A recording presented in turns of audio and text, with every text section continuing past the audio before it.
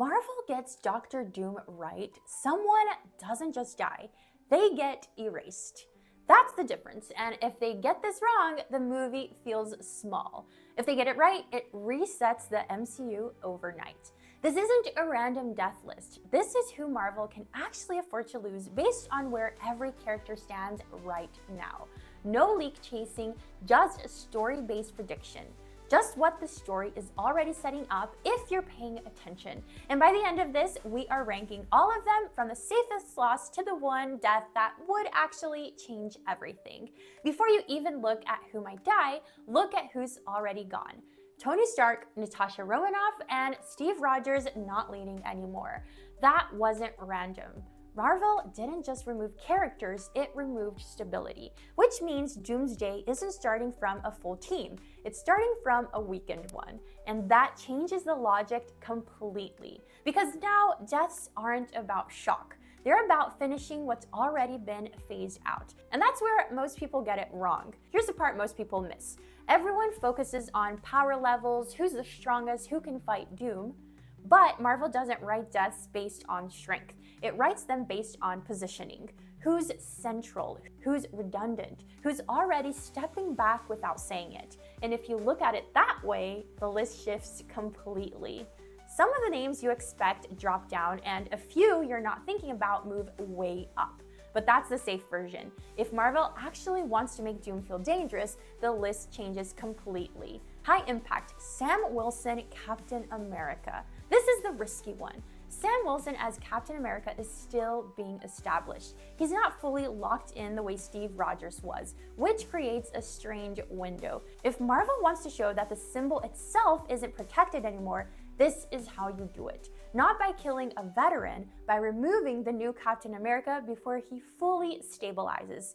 It would be controversial, it would split the audience, but it would also immediately tell you something about Doom. He doesn't respect symbols. High impact, Shuri. Shuri is more than a character, she is infrastructure.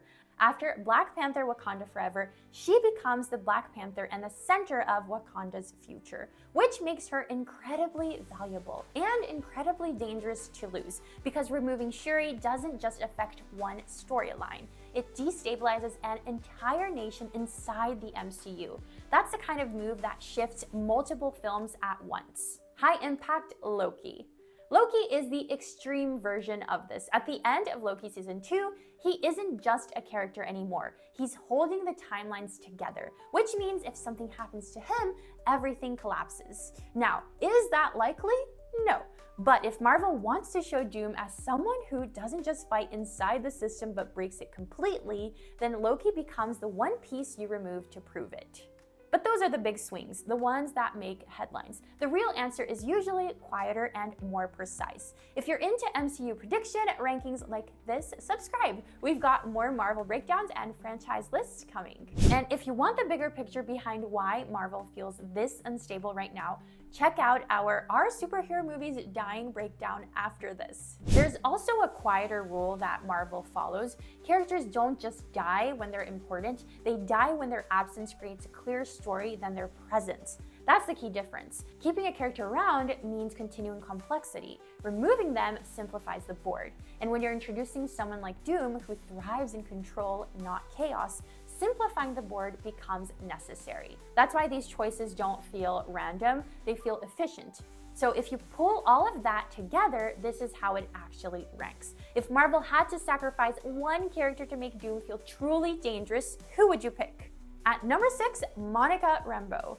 And this is less about danger and more about positioning. At the end of the Marvels, Monica isn't just at risk, she's already removed from the main timeline. She's in a different universe, which means structurally, she's no longer part of the core team. And that matters more than people think, because if she disappears now, it doesn't immediately break anything.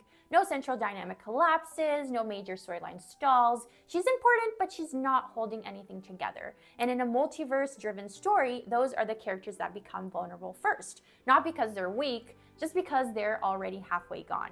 So if Doom's arrival involves collapsing timelines or rewriting them entirely, Monica is the cleanest loss on the board.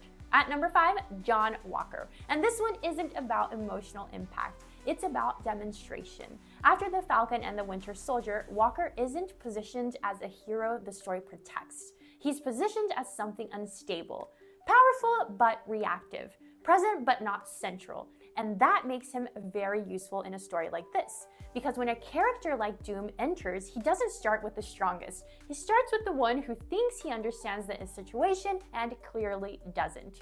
Walker fits that perfectly. He's the kind of character who would step forward first, try to take control, try to prove something, and that's exactly where Doom makes his point. Not through chaos, through position. Removing Walker wouldn't disrupt the MCU, it would clarify it. At number 4, Yelena Belova. And this is where it starts to feel less calculated and more uncomfortable. After Black Widow and Hawkeye, Yelena isn't just another supporting character anymore. She's someone the audience connects with. There's personality, there's history, there's emotional weight, especially tied to Natasha.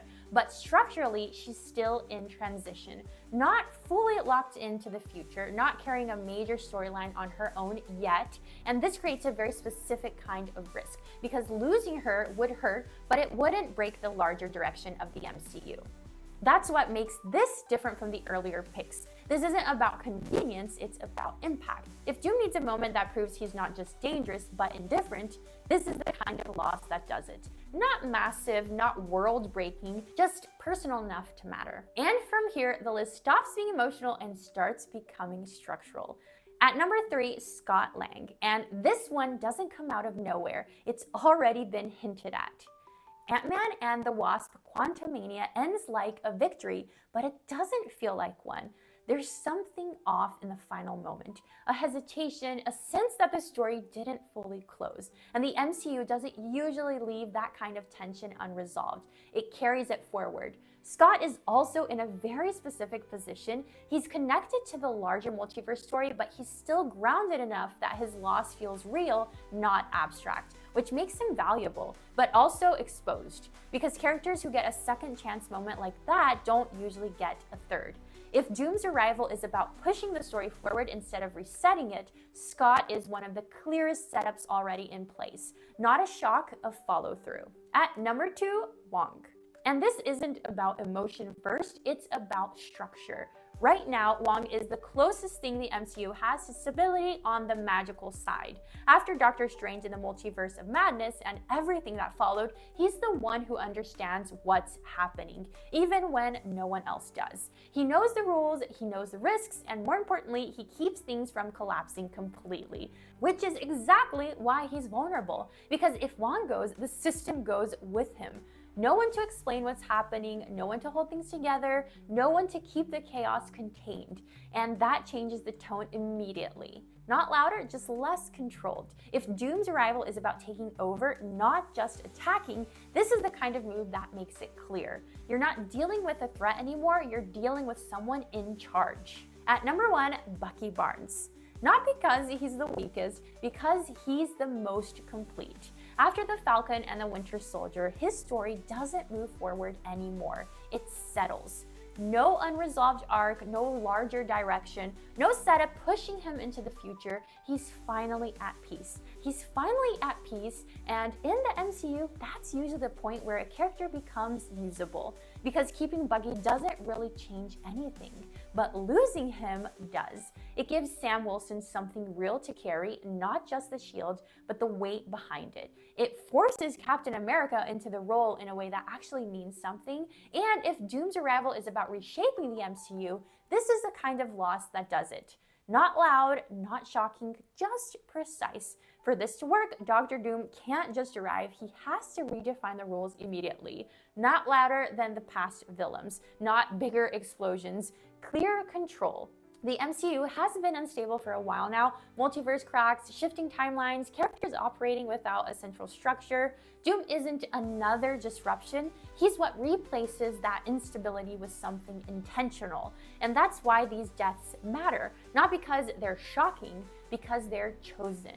So when you look at the list, Bucky, Wong, Scott, Yelena, Walker, Monica, these aren't random guesses. They're the characters the current MCU can actually afford to lose without breaking the future. That's the difference between a big movie and a turning point. If these losses feel accidental, the story resets and moves on. But if they feel precise, then you're not watching the Avengers win or lose. You're watching the MCU change shape. And the characters who disappear first tell you exactly what that new shape looks like. And if you want the bigger conversation about whether Marvel is actually losing its grip, watch our Superhero Movies Dying breakdown next.